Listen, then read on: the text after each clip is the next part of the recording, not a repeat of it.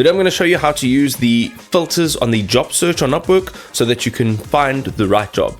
So Upwork allows you to search for jobs right over here. So I've typed in data entry for an example, and you can see that there are going to be like thousands of jobs. Okay, but what you want to do is you want to narrow it down using their filters.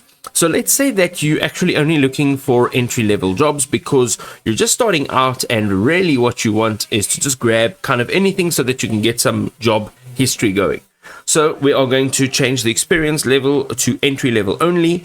Here you can choose either hourly or fixed price. So I prefer using fixed price because you will deliver X type of work or X amount of work for X amount of pay. So here what you can look for is the amount of pay. So $100 to $500 seems pretty decent right now. Let's say that we are beginners and we just want to figure it out for now. So we're going to go from less than $100 to $500. You can also go down here, and this is important. The amount of proposals that's been sent per job counts, because if there's been 50 proposals sent and you are number 51, you have a very, very slim chance of getting even looked at or even noticed by the client.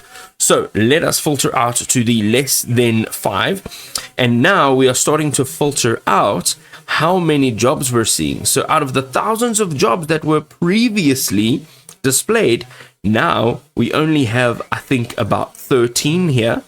And basically what's going to happen is you can look through these 13 jobs and you can actually narrow down which ones you apply for.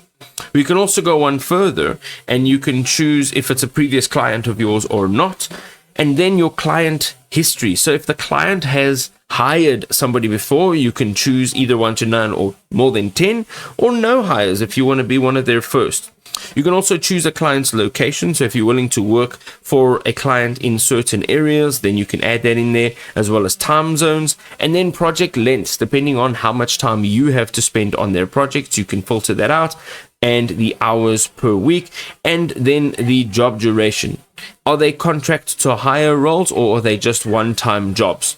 Now, once you've filtered this out, as I said, we've gone from thousands to just 13. You can go ahead and you can click on them, and guess what? Now you can apply to these jobs and you can get a reply from a client and start working.